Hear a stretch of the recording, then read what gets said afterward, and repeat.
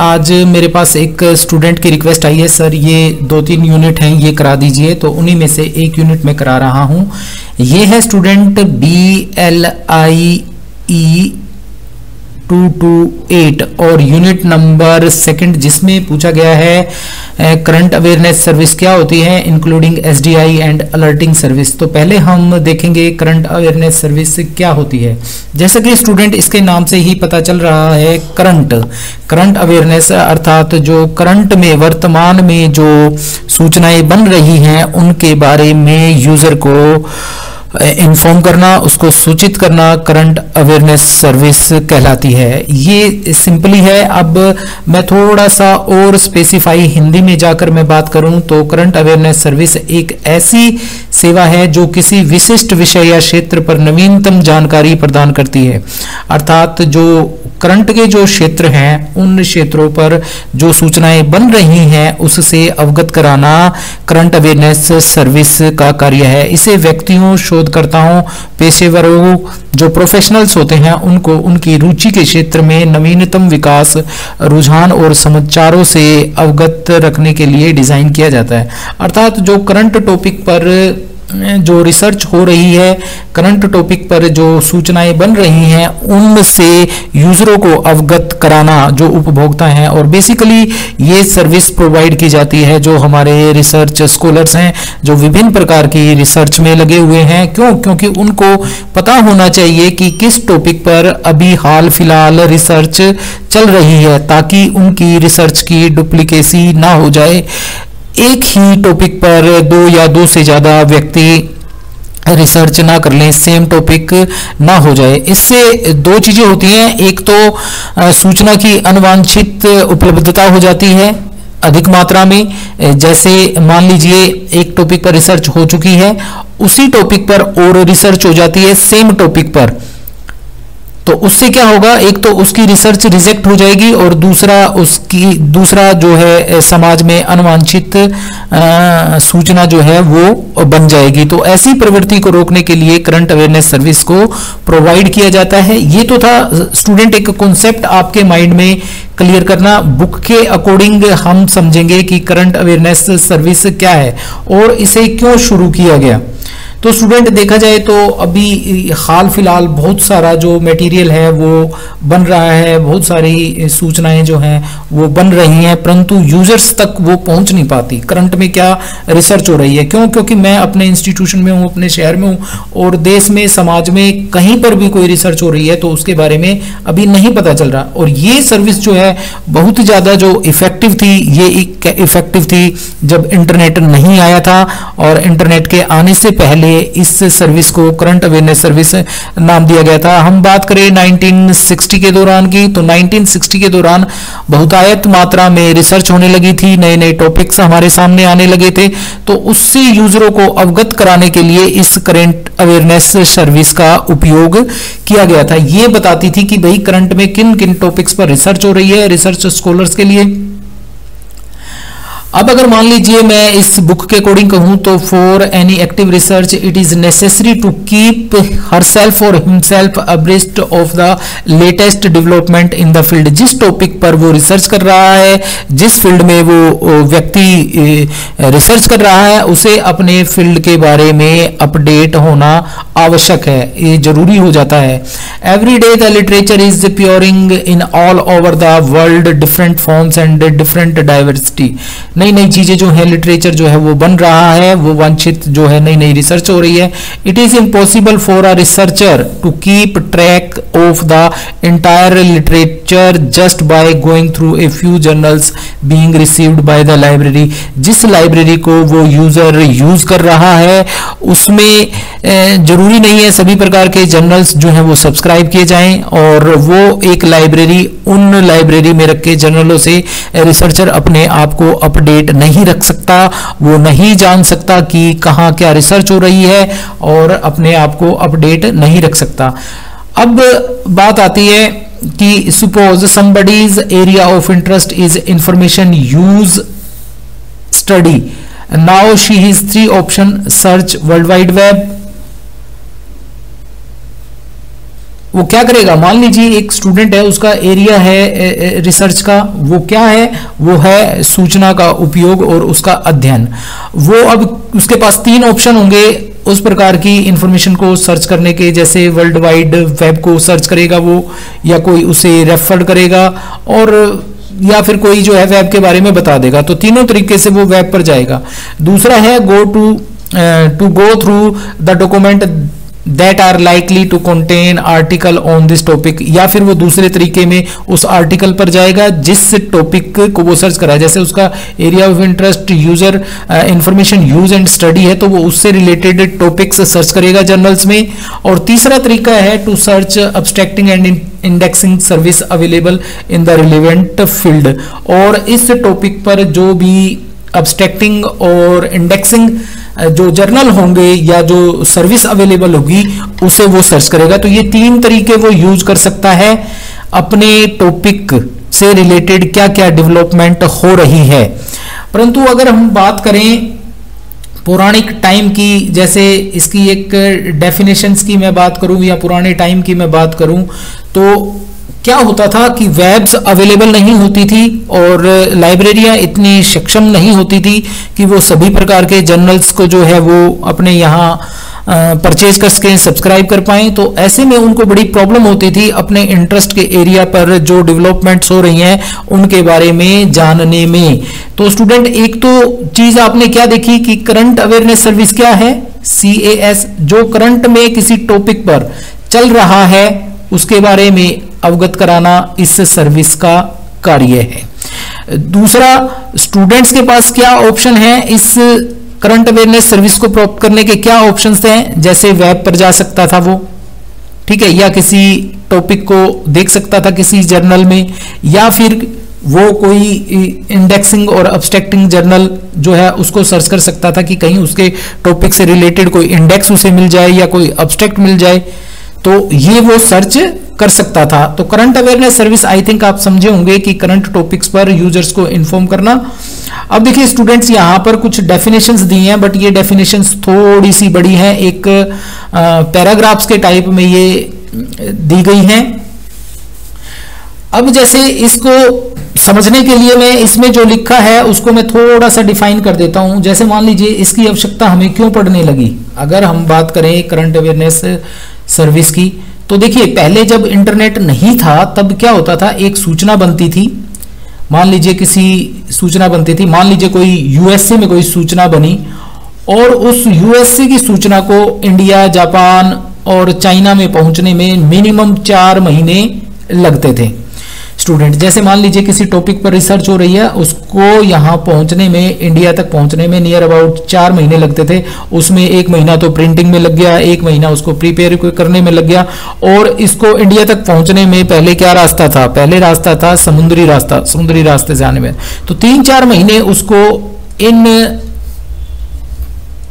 सूचनाओं तक पहुंचने में इतना टाइम जो है वो लग जाता था। तो वो करंट होकर आती थी तो यूजर्स को बड़ी दिक्कत होती, 4 महीने 5 महीने वो अपने आप को अपडेट नहीं कर पाते थे और वो नहीं जान पाते थे कि नई रिसर्च जो है वो क्या हो रही है।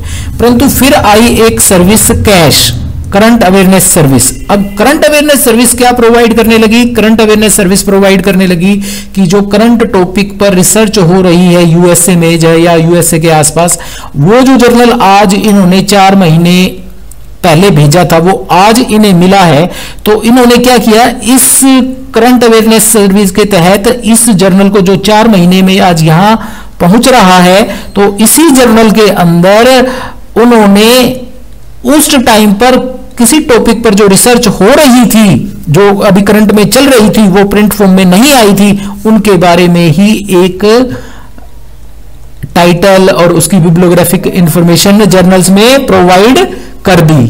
तो जर्नल्स में प्रोवाइड करने के बाद जो है उन्हें ये इंफॉर्मेशन इन्हें करंट में मिलने लगी। अब यहां आप थोड़ा कंफ्यूज हो गए, सर एक तरफ तो आप 4 महीने कह रहे हो, मैं 4 महीने कह रहा हूं, एक जर्नल जो पब्लिश हुआ उसको यहां तक पहुंचने में 4 महीने लगे, परंतु उस टाइम पर जो सूचनाएं बन रही थी उनके बारे में भी इसमें मान लीजिए इस जर्नल के बैक साइड पेज पर लिख दिया, या फिर एक कंटेंट का पेज लगा दिया, या उसकी इंडेक्सिंग कर दी कि भाई ये रिसर्च अभी करंट में हमारे यहाँ चल रही है और आगे जब ये रिसर्च हो जाएगी तब ये मटेरियल आप तक पहुंच जाएगा। और उसको पहुंचने में कितना टाइम लग जाता, उसको पहुंचने में बहुत सारा टाइम लग जाता। तो यहाँ यूजर जो है वो इन्फॉर्म्ड हो जाते कि इन टॉपिक्स पर वहां यूएसए में रिसर्च चल रही है। तो that is also called a cash, current awareness service. Students यहां समझने की बात है, जो चीज यहां ये जो जर्नल आज इसे मिल रहा है, 4 महीने पहले ये पब्लिश हो गया था परंतु आज इसे मिल रहा है, परंतु इस 4 महीने वाले जर्नल में वो इंफॉर्मेशन भी है जिसमें ये लिखा गया है कि हमारे यहाँ इन टॉपिक्स पर रिसर्च चल रही है, ये चीजें अभी अवेलेबल हो जाएंगी आने वाले टाइम में। तो उसके बारे में यूजर आज 4 महीने पहले ही जान पाया, क्योंकि 4 महीने हो सकता है उसको बनने में लगे और वो आएगा तब तक उसको उनके टॉपिक्स जो है वो क्लियर हो जाएंगे। तो इसे हम कहते हैं करंट अवेयरनेस सर्विस। अब जहां तक बात है इसकी क्या कहते हैं डेफिनेशंस की, तो मैंने इसकी डेफिनेशंस कुछ हिंदी में ही आपके सामने रखी हैं।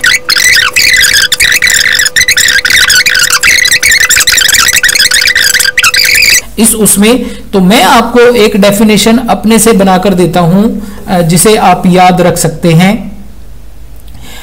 करंट अवेयरनेस सर्विस ऐसी सूचनाएं, स्टूडेंट्स ध्यान से सुने, ऐसी सूचनाएं जो उपभोक्ता को वर्तमान में चल रही रिसर्च इन प्रोग्रेस, वर्तमान में चल रही रिसर्च, वर्तमान में हो रही सूचनाओं में उथल पुथल, बन रहे नए टॉपिक्स के बारे में समय से पहले अवगत करा दे, उसे हम करंट अवेयरनेस सर्विस कहते हैं। अब इस डेफिनेशन को आप ऐसे भी लिख सकते हैं, अकॉर्डिंग टू माई सेल्फ, जितना मैंने इस लिटरेचर को समझा उसके अकॉर्डिंग आप इसकी डेफिनेशन दे सकते हैं। या फिर आप एक डेफिनेशन और दे सकते हैं, जैसे आप कहें रिसर्च के क्षेत्र में हो रहे निरंतर विकास के बारे में इनोवेटर, खोजकर्ता, रिसर्च करने वाला, उपभोक्ता, या फिर इनोवेशन करने वाला साइंटिस्ट, उसे अवगत कराना, ये करंट अवेयरनेस सर्विस कहलाती है। इसमें आप मेरा भी नाम लिख सकते हैं कि according to Ajay Roila, that's definition of service is, current awareness service is so and so. तो इस प्रकार से आप जो है करंट अवेयरनेस सर्विस, पहले तो मोटी मोटी बात यही है कि करंट अवेयरनेस सर्विस ये होती है कि आपको आपके क्षेत्र के बारे में एवरीडे होने वाली उत्पत्ति, होने वाली डेवलपमेंट, होने वाले विकास के बारे में सूचित करना, ये करंट अवेयरनेस का कार्य है, या इसे हम करंट अवेयरनेस सर्विस कहते हैं। अब स्टूडेंट्स देखिए, इस यूनिट में जो है हम बता रहे हैं प्री इंटरनेट से पहले की, इंटरनेट जब आया उससे पहले जो करंट अवेयरनेस सर्विस है उसका कितना महत्व था, तो वो किस प्रकार से आती थी। We are going to discuss about the case of the pre internet era with the information age how the same effect with the advent of the internet. The following type of current awareness service are prevalent in the world. ये हमेशा रहेंगी, आप ये नहीं कह सकते कि current awareness service जो है इंटरनेट आने के बाद खत्म हो जाएगी, नहीं। अब इस सर्विस को हम किस प्रकार से प्रोवाइड कर सकते थे, ये आप यहां देखेंगे। जैसे मैं कहूं करंट अवेयरनेस सर्विस मुझे आपको प्रोवाइड करनी है, तो मैं किस प्रकार से प्रोवाइड कर सकता हूं, मैं टाइटल अनाउंसमेंट सर्विस के रूप में प्रोवाइड कर सकता हूं। टाइटल अनाउंसमेंट सर्विस कैसे, जैसे मान लीजिए आने वाले समय में किसी टॉपिक पर बुक लिखी जा रही है, मान लीजिए 4-5 टॉपिक हैं और इन पर जो है बुक लिखी जा रही है, उनके टाइटल डिसाइड हो गए हैं, तो मैं आपको उनके टाइटल शेयर कर दूंगा कि भाई इस टॉपिक पर इन टाइटलों से आने वाले समय में बुक आएगी और अभी इन बुक्स पर काम चल रहा है। तो करंट टॉपिक पर जो रिसर्च हो रही है या करंट टॉपिक पर जो बुक्स लिखी जा रही हैं उनके टाइटल्स आपको पता चल जाएंगे। तो इसे हम प्रोवाइड कर सकते हैं टाइटल अनाउंसमेंट सर्विस के द्वारा भी। अब नेक्स्ट है announcement of research in progress. मैं दूसरी तरीके से अनाउंस कर सकता हूं, जैसे रिसर्च इन प्रोग्रेस होता है स्टूडेंट, जो करंट में रिसर्च चल रही है उसके बारे में। जैसे मान लीजिए मैं बात करता हूं एमडी यूनिवर्सिटी की। एमडी यूनिवर्सिटी में एक डिपार्टमेंट है लाइब्रेरी एंड इंफॉर्मेशन साइंस। अब लाइब्रेरी एंड इंफॉर्मेशन साइंस जो डिपार्टमेंट है, इसमें 12 स्टूडेंट्स जो हैं वो रिसर्च कर रहे हैं, और रिसर्च करते हुए उन्होंने क्या क्या कर लिया है, किस स्टेज पर आ गए हैं, किस टॉपिक को सर्च कर रहे हैं, वो मैंने डिसाइड किया। ऐसे ही मैं सभी यूनिवर्सिटीज के लाइब्रेरी साइंस के डिपार्टमेंट से ये सूचनाएं इकट्ठी करूंगा, ये सूचनाएं मुझे प्राप्त होंगी और उसे यूजर्स तक पहुंचा दूंगा। तो that is also called current awareness service, under the type of the current awareness service is announcement of research in progress। उसके बाद है selective dissemination of information service. ये क्या है स्टूडेंट, इसको करंट अवेयरनेस सर्विस को हम इस प्रकार से भी प्रोवाइड कर सकते हैं एसडीआई के रूप में। वो कैसे, जैसे मान लीजिए किसी टॉपिक पर रिसर्च चल रही है, करंट में अभी जो ये रिसर्च चल रही है, इस रिसर्च को एक तो मैं आपको एक बुलेटिन टाइप बनाकर दे दूं कि इन टॉपिक्स पर यहां रिसर्च चल रही है। एक मैं क्या करूंगा, इसमें से जो सिलेक्ट करूंगा इंफॉर्मेशन, जैसे सब्जेक्ट वाइज मैंने अलग अलग कर दी, लाइब्रेरी साइंस में भी बहुत से सब्जेक्ट हैं, उनके बारे में हमने अलग अलग सब्जेक्ट भर दिए, सिलेक्ट कर दिया सूचनाओं को कि ये इस डिब्बे में सूचना है, ये इस डिब्बे में सूचना है और ये इस डिब्बे में सूचना है। तो मैंने सिलेक्टिव की इन सूचनाओं को जो सारी थी कि भाई मैं इसको सिलेक्ट इस प्रकार से भी कर सकता हूं, एमडी यूनिवर्सिटी में इस टॉपिक पर चल रही है, केयू में इसमें, जेजेयू में इसमें, XYZ यूनिवर्सिटी में इसमें। तो मैंने ये सिलेक्टेड एक इंफॉर्मेशन आपको प्रोवाइड करती, तो that is called selective dissemination of information service. तो इस प्रकार से हम सिलेक्ट करके भी सूचनाएं प्रोवाइड कर सकते हैं, परंतु ये भी एक क्या होगी, करंट अवेयरनेस सर्विस। अब क्या कहता है, advent information about the fourth coming conference. मैं करंट अवेयरनेस सर्विस इस प्रकार से भी प्रोवाइड कर सकता हूं, जैसे मैं बता दूं अभी आने वाले टाइम में किस किस प्रकार की कॉन्फ्रेंसेज होने वाली हैं, कौन कौन से टॉपिक्स जो है वो डिस्कस किए जा सकते हैं। एक लिस्ट बनाऊंगा कि आने वाले समय में अगले 6 महीने में ये कॉन्फ्रेंसेज होने वाली हैं और उनकी लिस्ट मैं आपको प्रोवाइड कर दूंगा। तो ये लिस्ट जो आपको पास पहुंचेगी, ये भी तो करंट टॉपिक पर है, that is also current awareness service. और नेक्स्ट है आपका न्यूज़पेपर क्लिपिंग सर्विस, जो करंट टॉपिक्स पर न्यूज़ पब्लिश होती हैं उनके बारे में उनकी एक फाइल बनाऊंगा, न्यूज़पेपर्स की कटिंग करूंगा, उसे फाइल में रखूंगा और वो आप तक पहुंचा दूंगा। तो that is also current awareness service. अब हम बात करें इसकी कैरेक्टरिस्टिक्स की कि भाई इसकी क्या विशेषताएं हैं, करंट अवेयरनेस सर्विस जो है उसकी क्या विशेषताएं हैं, तो इनको थोड़ा थोड़ा हम पढ़ लेते हैं। It is a basically an announcement service. Natural सी बात है, ये अनाउंसमेंट सर्विस है। जैसे हम अपने गांव देहात में किसी चीज की मुनादी करनी होती है तो हम ढोल बजा के जो है बता देते हैं फला फला घर में ये प्रोग्राम होने वाला है आने वाले टाइम पे। तो जैसे वो मुनादी करी, ऐसे ही इसकी इलेक्ट्रॉनिकली या फिर किसी न्यूज़लेटर के द्वारा या किसी न्यूज़पेपर में खबर देकर आप इसकी अनाउंसमेंट कर सकते हो। तो कैश क्या है, अपने आप में एक अनाउंसमेंट सर्विस है, तो इसको आगे पढ़ने की जरूरत नहीं। अब है speed in essence of cash as such the periodicity of the service usually varies from the weekly to monthly. आप इसको जो है इस प्रकार से समझ सकते हैं कि कैश जो है वो मंथली हो सकती है, वीकली हो सकती है। आसान भाषा में बता रहा हूं क्योंकि कुछ सूचनाएं जो हैं ऐसी होती हैं जो हफ्ते के बाद अपना अस्तित्व खो देती हैं। अगर मान लीजिए आज कोई सूचना मिली और आपको 10 दिन के बाद मिल रही है और वो मिलनी चाहिए थी आज ही, तो उस सूचना का 10 दिन के बाद कोई महत्व नहीं रहेगा। तो इसे हम समझ सकते हैं इस प्रकार से। नेक्स्ट है इट्स एम टू सर्व और generate in research current approach to information. Very important point student. कैसे, जैसे मान लीजिए आप किसी टॉपिक पर रिसर्च कर रहे हैं, मान लीजिए मैं किसी टॉपिक पर एक रिसर्च कर रहा हूं और मुझे कहीं से नई सूचना मिल जाती है कि भाई इन टॉपिक्स पर रिसर्च हो रही है और इन टॉपिक पर ये सर्च खोज की जा रही है। तो मैं जो अपनी रिसर्च है उसके अंदर इन विषयों को ध्यान में रखकर अपडेशन कर सकता हूं। तो ये क्या करेगी, ये करंट अप्रोच को जो है अपनी रिसर्च के अंदर डाल देगी।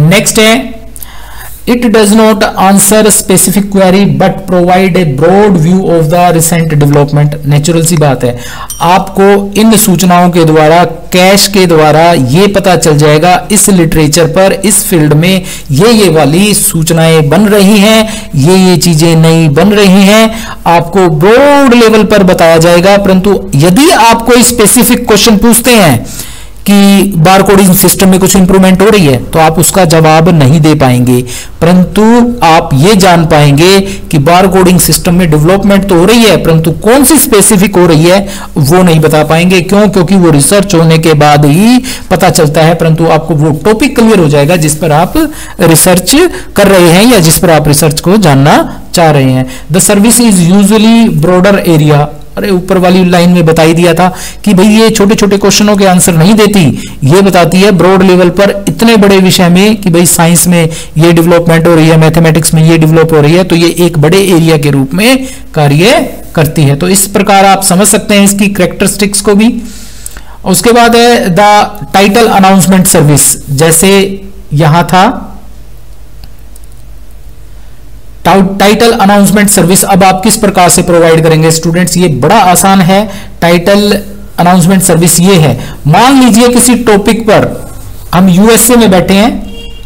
पहले तो मैं बता दूं ये सर्विस शुरू किसने की थी, ये की थी गारफील्ड, यूजेन गारफील्ड आप कह सकते हैं इन्होंने। और ये कौन थे, ये इंस्टीट्यूट ऑफ साइंटिफिक इंफॉर्मेशन के हेड हुआ करते और यूएसए में थे। इन्होंने जनरेशन शुरू किया था ये कि टाइटल अनाउंसमेंट सर्विस प्रोवाइड की जाए। टाइटल अनाउंसमेंट सर्विस किस प्रकार से प्रोवाइड की जाती थी स्टूडेंट्स, हमारे जिन जिन टॉपिक्स पर रिसर्च हो रही थी या जो जो बुक्स छप रही थी या जो जो जर्नल्स आ रहे थे रिसर्च के बाद, उनके टाइटल पेज को पब्लिश कर दिया जाता था, उनके टाइटल पेज को पब्लिश कर दिया जाता था। जैसे मैं आपको दिखाऊं, ये टाइटल पेज हैं, जैसे current awareness bulletin on the library and information science, उसमें क्या किया, ये जर्नल आने वाला था और इस प्रकार से आप जो है इसको पब्लिश कर देते हैं। अब आपको ये पता चल जाएगा इसका टाइटल पेज आप ये आ गया, ये 2009 में मान लो पब्लिश हो जाता है और ये 2009 में ये टाइटल आपके पास आ जाए और ये पब्लिश होता है 2010 में, तो आपको पहले ही नहीं पता चल गया, एक प्रकार से अनाउंस नहीं कर दी गई कि ये टाइटल्स की बुक्स आ रही हैं, ये टाइटल्स के जर्नल्स आपके पास आ रहे हैं। तो that is called title announcement service. और ये क्या होती है, ये करंट अवेयरनेस के अकॉर्डिंग ही है, क्योंकि करंट अवेयरनेस में क्या, करंट टॉपिक पर जो रिसर्च चल रही है वो, अब हम टाइटल जिसका पब्लिश करेंगे एक साल पहले, तो आपको पता तो होगा ना उस पर ये रिसर्च चल रही है, तो इसको हम यहां थोड़ा सा पढ़ेंगे। The main purpose of the service is to disseminate the title of the article along with their bibliographical detail. Bibliographical detail ये होती है स्टूडेंट्स, जैसे title, author, place, publisher, year और उसमें पेजेस वगैरह कितने होंगे, तो यहाँ पर टाइटल के साथ साथ ये इंफॉर्मेशन भी दी जाएगी along with their bibliographical details. The service is provided in the various forms such as reproducing the title page without making any changes. This service is also known as the current content type service. और इस service को हम क्या कह सकते हैं, इस service का एक नाम और है, ये देखिए आल्सो है। This service is also called content, current content service, कि भाई करंट कंटेंट आपको प्रोवाइड कर दिए गए इस सर्विस के द्वारा। और इसे इंट्रोड्यूस किसने किया था, यूजी गारफील्ड ने, of institute of science and scientific information USA. The generation of this type of service involves least cost, labour, time. इसमें बहुत कम टाइम लगता था, आप टाइटल बस पहले बनाना है आपने, इसमें टाइम कॉस्ट क्या लगेगी, टाइटल की कॉपी की और किसी जो अनाउंस कर दिया इसे वाया किसी भी माध्यम से। अब content, current content type, current content, ये रहा current content type current awareness service. अब ये करंट कंटेंट टाइप, इसमें क्या क्या स्टेप लेंगे, इसमें ये इतना ज्यादा वो नहीं है, मैं इसको नहीं ले रहा हूं। अब आप ये डायरेक्ट देख सकते हैं, करंट कंटेंट सर्विस जो है इसे भी हम करंट अवेयरनेस सर्विस का नाम देंगे और ये आपके सामने अवेलेबल है। तो स्टूडेंट इस प्रकार आप करंट अवेयरनेस, अब ये है कि करंट अवेयरनेस सर्विस को जो है सब्जेक्ट के वाइज अरेंज करना या फिर इसको क्लासिफाइड करना। ये देखो, ये इसको क्लास नंबर के अकॉर्डिंग। तो स्टूडेंट ये वैसे ही है जैसे मान लीजिए आपने किसी टॉपिक पर करंट अवेयरनेस सर्विस बनाई, सिंपल भाषा में मैं आपको बताऊंगा, जैसे आपने करंट अवेयरनेस सर्विस बनाई, जैसे मान लीजिए कोई बुक आ रही है, अभी आगे आने वाले टाइम में आपकी वो बुक आएगी, तो हम क्या करेंगे, उसका एक कार्ड बना देंगे AACR के अकॉर्डिंग, या उसकी एक एंट्री बना देंगे ये जरूरी नहीं है ACR के अकॉर्डिंग बनाओ। एक और कैटलॉग कोड है हमारा CCC, क्लासिफाइड कैटलॉगिंग कोड, उसके अनुसार भी बना सकते हैं, या फिर आप अपने तरीके से भी बना सकते हैं लोकल लाइब्रेरीज के लिए। तो इस प्रकार से आप जो चीजें आने वाली है, जैसे मान लीजिए एक ऑथर की बुक आने वाली है, तो उसका बिब्लियोग्राफिक डिटेल ही हम देते हैं कैटलॉग कार्ड में, तो हम ये कार्ड जो है वो बना देंगे। अब एक बुक थोड़ी आएगी, ऐसी ऐसी जो वर्ल्ड में बहुत सारी बुक्स पब्लिश हो रही होंगी, और जो स्टैंडर्ड की जो बुक होती है ना स्टूडेंट्स, उसके स्टार्टिंग में CIP दिया होता है, कैटलॉगिंग इन पब्लिकेशन, CIP, अर्थात जो आने वाली जो बुक्स है ना उनकी एक कैटलॉगिंग एक कार्ड फॉर्म में दे दी जाती है। परंतु मैं यहां बात कर रहा हूं इनको अरेंज कैसे करेंगे। आपने करंट अवेयरनेस सर्विस को बना लिया है, आपने जो करंट में जो बुक्स टॉपिक्स जो बन रहे हैं उन पर उनकी एंट्रीज कर ली है, क्योंकि ये सेवा आपको प्रोवाइड करनी है। अब इनके बहुत सारे कार्ड होंगे, तो स्टूडेंट बहुत सारे कार्ड में से एक स्पेसिफिक निकालना कितना मुश्किल होगा, तो इसीलिए इसका क्लासिफिकेशन करना जरूरी है, इसको अरेंज करना जरूरी है। तो इसको अरेंज हम सब्जेक्ट के अकॉर्डिंग भी कर सकते हैं, अल्फाबेटिकल ऑर्डर में भी कर सकते हैं स्टूडेंट, ध्यान रखें ABCD, और सब्जेक्ट के अकॉर्डिंग भी। जैसे मान लीजिए मैं लेता हूं कि भाई 200 किताबें जो हैं, एग्जाम्पल के तौर पर 200 जो किताबें हैं वो किसी सब्जेक्ट पर, जैसे लाइब्रेरी साइंस सब्जेक्ट पर नहीं आ रही हैं, हमें पता चल गया इन टॉपिक्स पर रिसर्च हो रही है, और वो रिसर्च होने के बाद या तो बुक फॉर्म में आएगी या फिर आर्टिकल फॉर्म में आएगी। तो हमें जब पहले स्टूडेंट्स को, यूजर्स को, रिसर्च स्कॉलर्स को इन्फॉर्म करना है, तो हम इन सब के कार्ड बनाएंगे, और कार्ड बना के इनको सब्जेक्ट वाइज अरेंज करेंगे, और यूजर को इन्फॉर्म कर देंगे कि भाई ये बुक्स आ रही हैं। तो वो सर्च कैसे करेगा, वो सब्जेक्ट के अकॉर्डिंग। अगर 1000 कार्ड आगे पीछे लगा के कर दिया तो यूजर कैसे जान पाएगा, नहीं जान पाएगा। तो इसका बेसिकली मेथड यही है। ये स्टूडेंट्स ने जैसे पूछा, इसने ये टॉपिक भी मुझे स्टूडेंट ने बोला कि सर ये करंट अवेयरनेस सर्विस कैसे अरेंज करेंगे हम सब्जेक्ट के अकॉर्डिंग। तो उसमें क्या होता है, जो सूचना आपने करंट अवेयरनेस सर्विस के अकॉर्डिंग बनाई है उसे आप अरेंज करें एक कैटलॉग में, और उन कैटलॉग्स को सब्जेक्ट के वाइज आप अरेंज कर सकते हैं। तो इसमें यही दिया है, for beginning out the service you need to follow the steps 1 to 4 जो भी है at least. At this step you may need the prepare an entry for the each article. Each article मतलब जो आर्टिकल नया पब्लिश होने वाला है, जो जिसे मैंने करंट अवेयरनेस सर्विस के अकॉर्डिंग लिया है। और इसका एक एग्जांपल ये देख सकते हैं, बिब्लियोमेट्रिक आपकी ये बनाई हुई है, ये कार्ड है, एक ये कार्ड बनाया हुआ है बिब्लियोमेट्रिक का कि भाई ये नई चीज जो है वो आने वाली है, उसका कार्ड दीजिए। ऐसे बहुत सारे कार्ड होंगे, अब इनको हम अरेंज कर देंगे सब्जेक्ट वाइज। तो यही है कि करंट अवेयरनेस सर्विस को आप इस प्रकार से अरेंज कर सकते हैं। और दूसरा, इसको हम क्लास नंबर के अकॉर्डिंग भी कर सकते हैं। वैसे तो काफी मुश्किल होता है ये, क्योंकि जो आम यूजर होता है ना स्टूडेंट, उसको क्लासिफिकेशन की नॉलेज नहीं होती। जैसे मैं तो जानता हूं 510 क्या है, 510 मैथमेटिक्स है, 300 क्या है, सोशल साइंस है, पर यूजर नहीं जानता। तो इसको आप सब्जेक्ट के अकॉर्डिंग करो तो बेटर है, नहीं तो आप DDC की सहायता ले सकते हो। DDC की सहायता के अकॉर्डिंग इन्हें जो है आप अरेंज कर सकते हो। या कॉलन क्लासिफिकेशन एक और स्कीम है आपकी CC, जिसको हम colon classification bye SR Ranganathan, और 1933 में बनी थी, और 1960 में ये इसका 6th एडिशन आकर बंद हो गई थी, और ये डॉक्यूमेंट आज तक चल रहा है। और एक और बात बताऊं इस CC के बारे में, किसी व्यक्ति की हिम्मत नहीं हुई इसका 7th एडिशन निकालने की। जो हिम्मत, जो नॉलेज जो डॉक्टर SR रंगानाथन जी में थी, आया इसका 7th एडिशन आया, परंतु पॉपुलर नहीं हो पाया, क्योंकि किसी को ढंग से बनाना ही नहीं आया, उसका इंडेक्स ही फेल हो गया। तो आप ये तो चलो एक अलग बात है, किसी दिन जब हम टेस्ट की तैयारी के लिए हम करेंगे तो डॉक्टर SR रंगानाथन के बारे में पूरा एक चैप्टर हम पढ़ेंगे, एक कराएंगे बिल्कुल डिटेल में। अब देखिए, announcement of the research in progress, जो स्टूडेंट ऊपर हमने पॉइंट बताए थे आपको, मैंने जैसे डिस्कस किए थे, उनको आप वैसे ही लिख सकते हैं। ये कैश जो है एक प्रकार की अनाउंसमेंट है, किसमें, रिसर्च में। जो नए नए टॉपिक्स पर रिसर्च हो रही है, जो चल रही है अभी करंट में, प्रोग्रेस में है, कंप्लीट नहीं हुई है, अभी चल रही है, उन टॉपिक्स के बारे में अनाउंसमेंट करना, that is announcement of research in progress. अब स्टूडेंट इसकी देखो ये कितनी इफेक्टिव होती है। अगर मान लीजिए मेरी यूनिवर्सिटी में 50 व्यक्ति रिसर्च कर रहे हैं, और उन्हें ये पता चल जाए कि इन टॉपिक्स पर पहले अभी करंट में रिसर्च चल रही है, तो वो क्या अपनी रिसर्च को स्टार्ट करने से पहले नहीं सोचेंगे कि मुझे इस टॉपिक पर रिसर्च करनी चाहिए या नहीं करनी चाहिए। दूसरा, अगर वो इस टॉपिक पर रिसर्च कर रहे हैं तो वो ये नहीं सोचेंगे क्या मैं इनमें क्या नयापन लेके आऊं, क्या अच्छी चीज लेके आऊं, ताकि मेरी रिसर्च इन रिसर्च से और ज्यादा बेहतर हो या फिर इनसे मैच ना होती हो।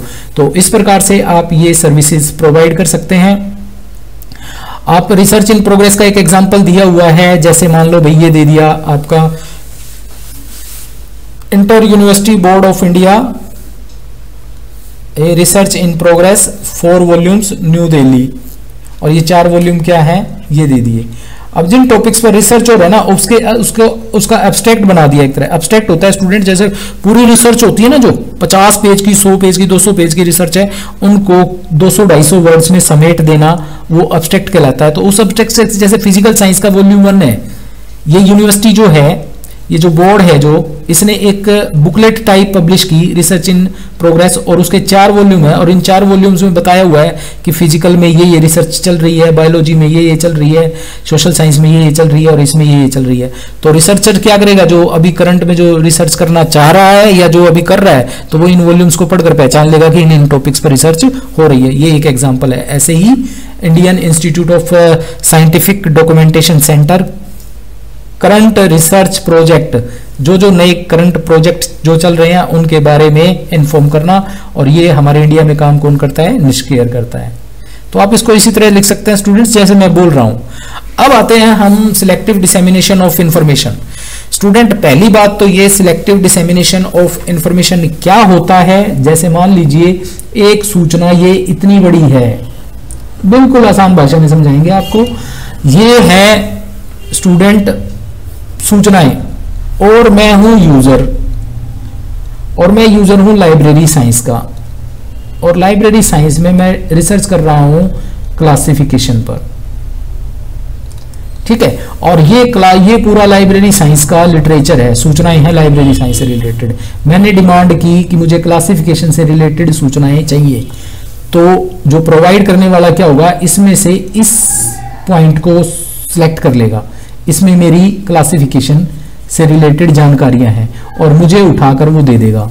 तो क्या हुआ, पूरे लिटरेचर से सिलेक्ट कर आपको इंफॉर्मेशन दी गई है, that is called selective dissemination of information.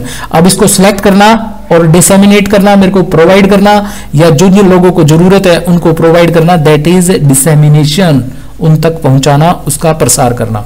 Simple सी भाषा में ये होती है सिलेक्टिव डिसेमिनेशन ऑफ इंफॉर्मेशन। और इसे शुरू किसने किया गया था, क्योंकि देखिए एक और इंफॉर्मेशन मैं आपको बता दूं, क्योंकि अगर ये सिलेक्टिव डिसेमिनेशन इंफॉर्मेशन ना प्रोवाइड करें, देखिए मुझे चाहिए था क्लासिफिकेशन, और अगर ये सिलेक्टिव डिसेमिनेशन नाम की सर्विस ना होती तो मुझे क्या किया जाता, मुझे ये सारा का सारा उठा के बॉक्स दे दिया जाता, सारी सूचनाएं मैं ढूंढता रहूं, इसमें घूमता रहूं, फिरता रहूं, मुझे मेरा कितना टाइम कंज्यूम होगा। तो ऐसी सिलेक्टिव सूचनाएं जब प्रोवाइड की जाती हैं, that is called selective dissemination of information. अब हम ये किसने शुरू की, हैंस पीटर लोहन। ये बड़ा इंपॉर्टेंट है स्टूडेंट, एग्जाम्स में आता है, ये आपके तो नहीं, परंतु ये जो किसी भी टेस्ट की तैयारी करते हैं उसमें इस पर भी पूरा चैप्टर होगा। एचपी लोहन की बहुत सारी डेवलपमेंट्स हैं, बहुत सारी बुक्स हैं, और इंडेक्सिंग में भी इनका हाथ है। तो इसने जो है शुरू की advance the idea of the selective dissemination of information, SDI जिसको हम बोलते हैं, कब 1958 में। और इसका डिजाइन कब आया सामने, the mechanised SDI system based on design was first implement in 1959, ये आया इसका। और ये जो है कौन थे, advance study development division of the MPC at the, और यहां पर इंप्लीमेंट किया गया था पहली बार ये। अब सिलेक्टिव डिसेमिनेशन ऑफ इंफॉर्मेशन समझ गए होंगे आप। इसके स्टूडेंट 2 कंपोनेंट है, ये भी समझाता हूं मैं आपको। इसके 2 कंपोनेंट होंगे एसडीआई के, एक होगा यूजर और एक होगा डॉक्यूमेंट। तो ये मानकर चलो, एक है यूजर की प्रोफाइल और एक है डॉक्यूमेंट की प्रोफाइल।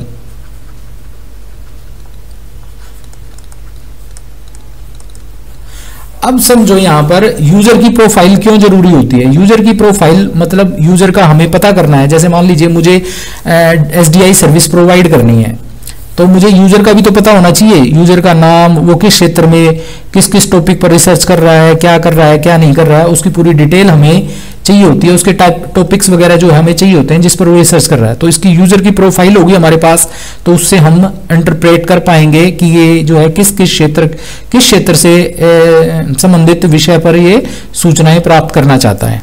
ठीक है स्टूडेंट। अब मान लीजिए ये स्टूडेंट का हमने बायोडाटा पढ़ लिया पूरा, और पढ़ने के बाद हमें पता चला कि ये तो लाइब्रेरी साइंस का स्टूडेंट है। अब हम क्या करेंगे, अब हम हमारी लाइब्रेरी में बहुत सारे डॉक्यूमेंट होंगे, या फिर मैं इंटरनेट लाइब्रेरी यूज कर रहा हूं, तो मैंने अपने सभी डॉक्यूमेंट्स की भी एक प्रोफाइल बना रखी है। वो प्रोफाइल कैसे बनेगी, उसका बिब्लियोग्राफिकल डाटा, भाई उसका title, place, publisher, year, subject वगैरह क्या है, और यहाँ इसका सब्जेक्ट होगा लाइब्रेरी साइंस, और इस डॉक्यूमेंट का भी सब्जेक्ट हो सकता है लाइब्रेरी साइंस। तो इन दोनों को जब मैच करेंगे हम, तो पता चल जाएगा हाँ भाई इस यूजर को ये इंफॉर्मेशन चाहिए। तो इसीलिए ये दो तरह की प्रोफाइल बनानी पड़ती है, ताकि एक्यूरेट यूजर को एक्यूरेट सूचना मिले। Right user to right document, the approach of the right user to the right document. तो ये कंपोनेंट है एसडीआई के। अब देखिए ये यहां क्यों जरूरत पड़ी, क्योंकि हर व्यक्ति विशेष से एक लाइब्रेरियन या जो ये लाइब्रेरी में सर्विसेज प्रोवाइड करने वाले व्यक्ति होते हैं, हर यूजर से बात नहीं कर सकते। जब भी ये डिमांड आती है एसडीआई सर्विस की बड़ी बड़ी लाइब्रेरीज में, तो वो ईमेल के द्वारा अपनी प्रोफाइल भेजते हैं, और जो लाइब्रेरियन होता है वो इन डॉक्यूमेंट्स की प्रोफाइल भेजता है, और उन दोनों में से जिसकी मैच हो जाए उसको पता चल जाएगा ये मेरी है, ये मेरे काम की सूचना है, तो वो ये ले लेता है। फिर उसकी वो फीडबैक वगैरह मांगते हैं कि भाई यूजर जो है वो सेटिस्फाई हुआ हमारी इंफॉर्मेशन से या नहीं हुआ। तो यही एक है यूजर प्रोफाइल। इसका एक एग्जांपल हम पढ़ लेते हैं यहाँ पर।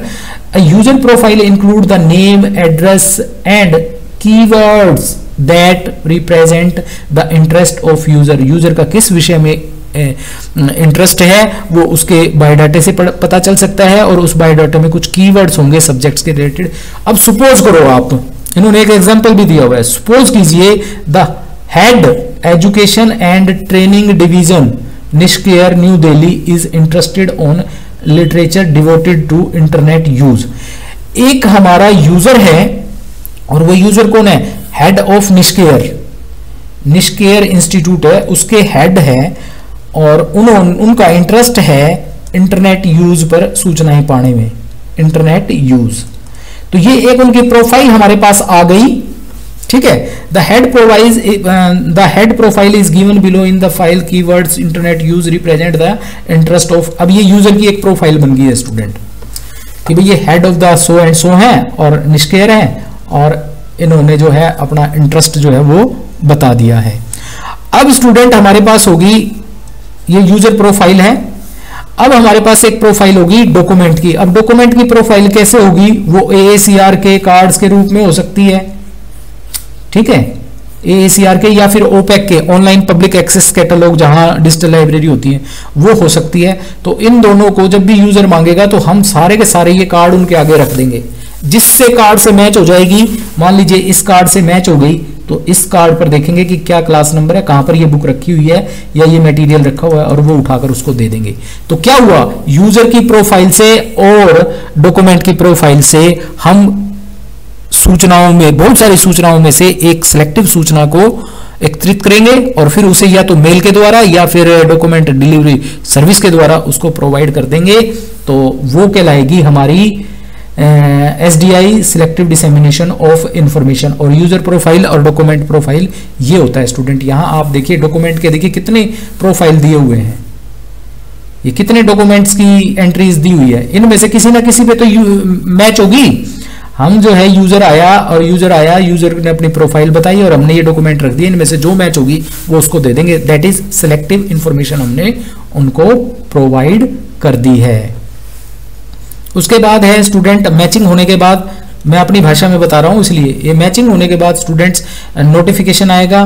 The head will now be notified by email और any other communication about the document that had matched. जैसे ये मैच हो जाएगा ना, तो उसके बाद एक नोटिफिकेशन देंगे उस हेड को कि भाई आपकी जो है ये डॉक्यूमेंट मैच हो गया है, आपकी प्रोफाइल मैच हो गई, आपको जो डॉक्यूमेंट चाहिए था उससे रिलेटेड हमारे पास इतनी इतनी चीजें हैं, ये हैं, तो इन्फॉर्म कर देंगे। फिर उसके बाद जो है उसको वो पहुंच जाएगी। तो अब जो है इसको प्राप्त करने के बाद यूजर जो है, हेड जो है, वो अपनी फीडबैक देगा। Along with the document A feedback card will also be sent. हम जब ये इंफॉर्मेशन देंगे ना इसको, हेड को, तो एक फीडबैक कार्ड जो है उसको देंगे। The user is supposed to fill the card and send it back to the agency providing the service। Feedback card में भी फॉलो इस प्रकार का हो सकता है। जैसे हम फीडबैक नहीं मांगते किसी भी चीज की, वैसे ही यूजर के को एक फीडबैक कार्ड दिया जाएगा। उस फीडबैक कार्ड में यूजर सेटिस्फाई है या नहीं है वो सारी चीजें लिखकर हमें देगा और हमें पता चल जाएगा कि भाई हमने जो डॉक्यूमेंट दिया है वो यूजर को सेटिस्फाई कर रहा है या नहीं कर रहा। नहीं कर रहा तो हम और इंप्रूवमेंट करेंगे अपने अंदर और नेक्स्ट टाइम इस तरह की कोई गलती नहीं करेंगे। फिर फीडबैक का एनालिसिस होगा, फिर ये चीजें जो उनको प्रोवाइड कर दी जाएगी। तो इस प्रकार से आपकी एसडीआई सर्विस जो है वो कंप्लीट हो जाएगी। और एसडीआई सर्विस जो है हम देखिए और तरीके से भी प्रोवाइड कर सकते हैं। ये तो हो गया एक यूजर प्रोफाइल से, ठीक है। एक इसका फ्लो चार्ट भी मैं दिखाता हूं आपको। The SDI service can be depicted very well, flow chart given in the below. जैसे एसडीआई ए कंप्यूटराइज सर्विस, भाई कंप्यूटराइज एसडीआई के लेवल वगैरह, मैं फ्लो चार्ट समझाता हूं आपको सीधा। जैसे मान लीजिए डॉक्यूमेंट रिसीव प्रोफाइल, अब एक डॉक्यूमेंट है ये, अब ये डॉक्यूमेंट उस एजेंसी के पास है या लाइब्रेरी के पास है जहां से उसने परचेज किया, उसके पास आ गया ये। अब डॉक्यूमेंट की एक प्रोफाइल बनाई गई और इस प्रोफाइल को आगे बढ़ाया गया और यहां यूजर की प्रोफाइल है। इन दोनों को जब मिलेंगे ये दोनों तो इनसे मैच करवाया जाएगा। मैच हो जाएगी, मान लीजिए ये मैच हो जाती है, मान लीजिए ये मैच हो गई, तो मैच होने के बाद नोटिफाई किया जाएगा कि भैया आपकी प्रोफाइल मैच हो गई है और यूजर फिर जो है अपनी फीडबैक वगैरह जो भी देना होगा उसको फीडबैक देगा यूजर प्रोफाइल से, ठीक है। अगर नहीं मैच होती है तो फिर यूजर जो है दोबारा यूजर के पास जाएगी, फिर यूजर उसको असेसमेंट करेगा, एनालिसिस करेगा, प्रोफाइल में मॉडिफाई करेगा और फिर ये प्रोफाइल फिर इधर मैच की जाएगी। तो मान लीजिए कोई ये एनालिसिस और ये यूजर असेसमेंट क्या है, मान लीजिए कोई प्रोफाइल यूजर ने दे दी, अब लाइब्रेरियन जो है या जो एसडीआई सर्विस प्रोवाइड करेगा उसे ये प्रोफाइल समझ में नहीं आ रही तो वो कुछ और डाटा मांग सकता है इस प्रोफाइल से रिलेटेड। तो यूजर क्या करेगा, उसमें और थोड़ा सा डिटेल डालेगा, उसको एनालिसिस करेगा और प्रोफाइल को मॉडिफाई करेगा, दोबारा देगा, दोबारा मैच की जाएगी। जब मैच हो जाएगी तो उसको आगे बढ़ा दिया जाएगा। तो ये है स्टूडेंट आपका एसडीआई और एसडीआई सर्विस किस प्रकार से प्रोवाइड की जाती है, ये भी आपको आया होगा समझ में। अब है एक advance information about forthcoming conference. ये तो बड़ा आसान है कि भाई जो जो कॉन्फ्रेंसेस होने वाली हैं आने वाले टाइम में उनके बारे में इंफॉर्मेशन यूजर को पहुंचाना। जैसे in the field of library science की बात करूं, a number of national and international conferences are held every year, हर साल होती हैं। इन्हें कौन करता है, बीएलए कर सकता है, आईस्लिक कर सकता है, आईएलए, डेलनेट, इन्फ्लिपनेट, ये बहुत सारी सूचना, बहुत सारी कॉन्फ्रेंसेज साल भर होती रहती है। इनके बारे में यूजर्स को इन्फॉर्म कर दिया जाता है।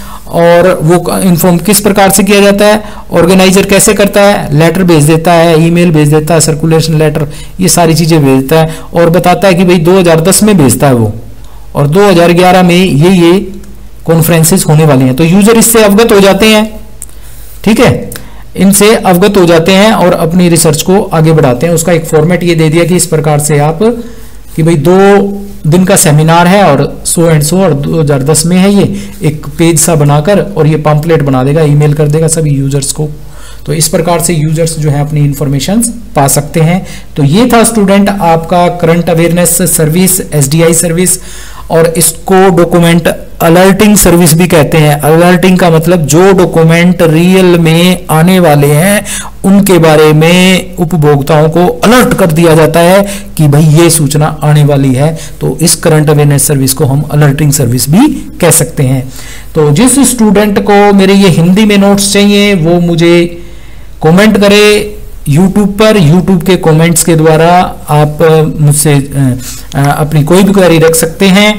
और आपको ये अगर हिंदी में नोट्स चाहिए तो मुझे जो है इस यूनिट के, तो मुझे आप जो है वो मैसेज करें मेरे नंबर पे।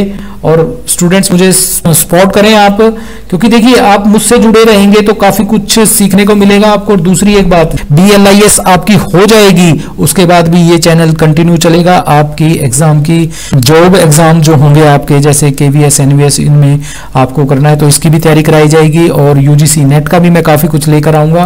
तो आप मुझे जो है यूं ही सपोर्ट करें और मेरे चैनल को यूं ही आगे बढ़ाएं और ज्यादा से ज्यादा इसे शेयर करें। स्टूडेंट, बहुत स्टूडेंट ऐसे हैं जिनको ये सूचना सूचनाएं नहीं मिल पा रही हैं तो आप उनको ये सूचनाएं प्रोवाइड करें और मेरे चैनल को शेयर करें।